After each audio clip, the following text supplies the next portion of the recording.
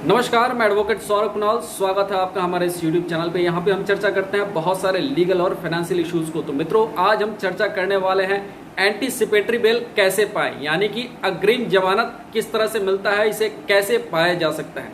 जब किसी व्यक्ति के ऊपर कोई एफआईआर यानी कि प्राथमिकी दर्ज होती है तो सबसे पहला जो खतरा उसके ऊपर होता है वो यह होता है कि पुलिस उसे अरेस्ट ना कर ले, क्योंकि पुलिस हिरासत में जाने से हर कोई घबराता है। आपके जो व्यक्तिगत स्वतंत्रता है वो पुलिस हिरासत में खत्म हो जाती है, कैद में रहना पड़ता है, बहुत तरह की यातनाएं होती हैं। तो ऐसी स्थिति में जो पहली बाधा है कि कैसे जमानत पाएं ताकि आपको पुलिस गिरफ्तार ना करे, न्यायिक हिरासत या फिर आपको पुलिस कस्टडी में रहना ना पड़े, इसके लिए जमानत जो है वो बहुत जरूरी है। और एंटीसिपेटरी बेल यानी कि प्री अरेस्ट बेल, गिरफ्तारी के पहले ही आपको अगर जमानत मिल जाती है तो यह एक बहुत बड़ी राहत है।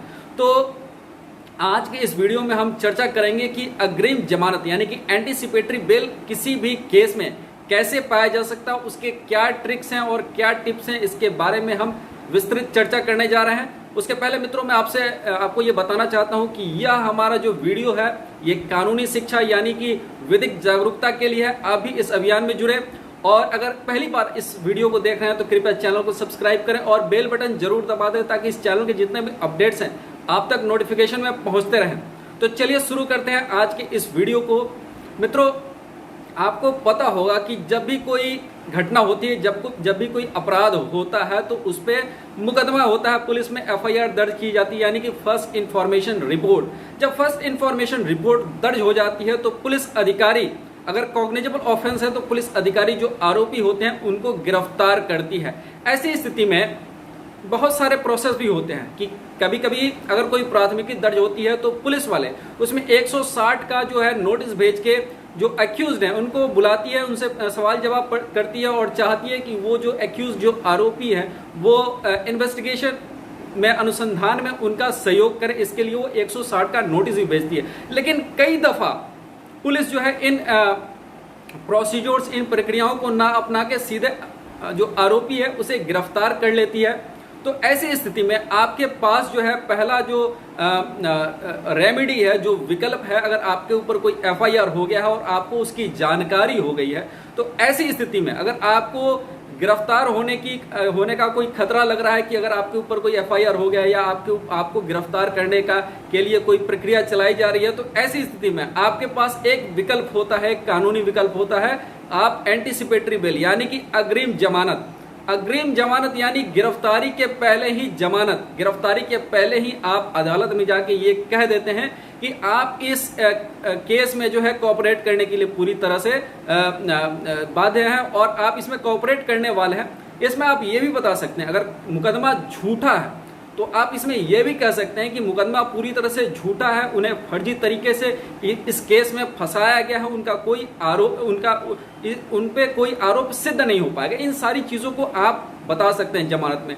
तो पहला जो कंडीशन है कि अगर आपके ऊपर कोई एफआईआर दर्ज हो गया है तो आपको ये बताना पड़ेगा कि प्रथम दृष्टया जो आरोप उसमें लगाए गए हैं, अगर आरोप 420 या फ्रॉड के लगाए गए हैं, अगर आरोप दहेज प्रताड़ना को लेकर लगाया गया है, तो ऐसी स्थिति में आपको कोर्ट के सामने यह साबित करना होगा कि ये जो आरोप लगाए गए हैं वो प्राइमा फेसी यानी कि प्रथम दृष्टिया ही गलत हैं और पूरी तरह से झूठे हैं और एक साजिश के तहत आपको फंसाया गया है। अगर इस बात को आप कोर्ट के सामने तथ्यों पर रख के अगर आप इसे प्रस्तुत करते हैं तो जाहिर सी बात है आपका केस मजबूत है और इसमें 100% चांसेस रहते हैं कि आपको बेल मिल जाए।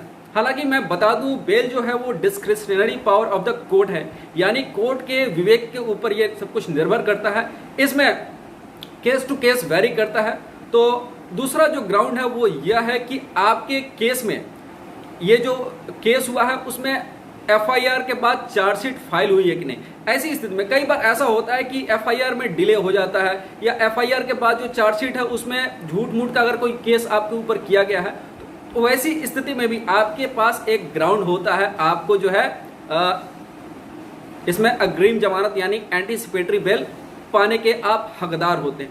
तीसरा जो कंडीशन है वो ये होता है कि आप कोऑपरेट करने के लिए, इन्वेस्टिगेशन में कोऑपरेट करने के लिए हमेशा तैयार रहते हैं। इसलिए जब भी कभी आपके पास 160 का नोटिस आए, आप उसमें जरूर ही शिरकत कीजिए, आप उसमें जाइए, आप उसमें जो ऑफिसर हैं जो इन्वेस्टिगेशन कर रहे हैं, जो आईओ हैं, उनसे मिलिए और उन्हें कोऑपरेट कीजिए। इसमें आपको एक सहूलियत होती है कि आप अपने साथ एक वकील को भी ले जा सकते हैं, तो वो वकील आपको जो है, जो कानून के पॉइंट ऑफ लॉ है उसके ऊपर आपको जो है सलाह मशवरा देंगे।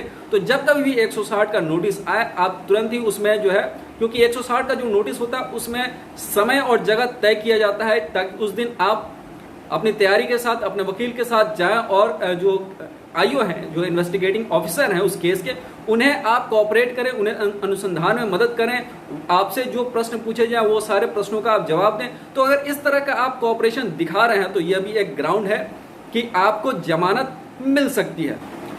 इसके बाद जो महत्वपूर्ण पॉइंट हो सकता है या ग्राउंड हो सकता है, वो होता है आपका क्रिमिनल एंटीसीडेंट, यानी कि आपका कोई आपराधिक पृष्ठभूमि है।